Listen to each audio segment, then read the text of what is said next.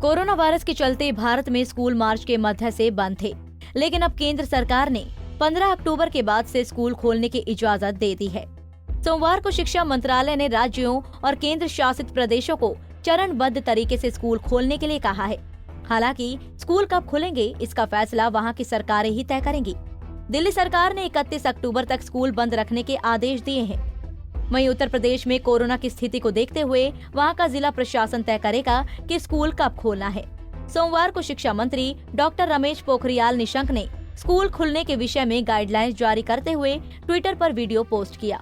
उन्होंने कहा कि किसी भी बच्चे को जबरदस्ती स्कूल नहीं बुलाया जाएगा और स्कूल में बच्चों की सुरक्षा का पूरा ध्यान रखा जाएगा।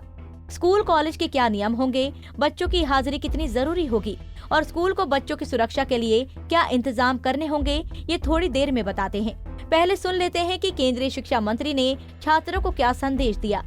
गृह मंत्रालय ने सभी राज्यों को इस बात की छूट दी है कि वो अपनी परिस्थितियों को देखते हुए और अभिभावकों से, संस्थानों से बातचीत करने के बाद 15 अक्टूबर से चरणबद्ध तरीके से वो स्कूल खोल सकते हैं।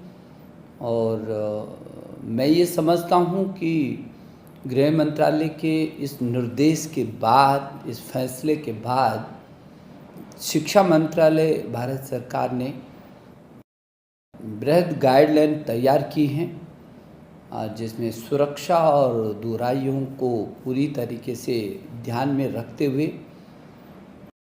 क्या क्या ज़रूरी है ताकि बच्चे की सुरक्षा, उसकी रक्षा और उसके बाद उसकी शिक्षा। और इसलिए सभी राज्यों के आदरणीय शिक्षा मंत्रियों से भी मैं अनुरोध करना चाहूँगा कि वो इसको व्यापक तरीके से थोड़ा सा अपने स्तर पर भी व्यक्तिगत रुचि लेकर के ज़रूर देखेंगे। और जो दिशा निर्देश भारत सरकार ने जारी किए हैं उनको स्कूल खोलते समय परिस्थितियों को देख करके और अभिभावक की सहमति से ये स्कूलों में सीटिंग अरेंजमेंट किस तरीके से होगा, कितनी दूरी पर होगा, किस तरीके से उस कक्षा का सफाई और ताकि उसमें किसी भी प्रकार की कोई गुंजाइश न रहे दूर दूर तक। तो वो जो SOP जारी हुआ है उसका भी पालन करना होगा। मुझे भरोसा है कि इन परिस्थितियों में जबकि पूरी दुनिया कोरोना के महासंकट से होकर के गुजर रही है और हम भी इस महामारी का मुकाबला कर रहे हैं, सामना कर रहे हैं। और आदरणीय प्रधानमंत्री जी के निर्देशन में और उनकी अगुवाई में जिस तरीके से हिंदुस्तान ने इसका मुकाबला किया है, वही उसी का परिणाम है कि हमने JEE की परीक्षाएं सफलतम की हैं, हमने नीट की सफलतम परीक्षाएं की हैं, हमने JEE एडवांस की सफलतम परीक्षाएं की हैं, बहुत सारी परीक्षाएं की हैं। इसमें लाखों छात्र छात्राएं एक समय में ही बैठे हैं और उन्होंने उन अनुशासन का पालन किया है और बहुत अच्छे तरीके से ये परीक्षाएं भी हैं। अब फाइनल ईयर की परीक्षाएं अधिकांश जगह हो गई हैं, कुछ राज्यों में अभी शेष हैं, उसमें भी अभी होना है। बहुत कम 3-4-5 राज्य हैं ऐसे। तो मेरी छात्राओं विद्यार्थियों मेरी आपसे भी अपील है कि अपनी सुरक्षा ज़रूरी है और शिक्षा भी ज़रूरी है। हमारा भविष्य भी ज़रूरी है, हमारी सुरक्षा भी ज़रूरी है। इन दोनों का कैसे बेहतर आप तालमेल करेंगे, मुझे भरोसा है कि अध्यापक, अभिभावक और संबंधित राज्यों की गवर्नमेंट ये इनमें बेहतर तरीके से संस्थाओं और अभिभावकों, बच्चों और गवर्नमेंट के बीच बेहतर तालमेल होगा और परिस्थिति जैसी होंगी उन्हीं के अनुरूप चरणबद्ध तरीके से सुरक्षा की दृष्टि से शीर्ष प्राथमिकता स्वास्थ्य सुरक्षा, इसको देखते हुए हम अपने स्कूलों को देखेंगे।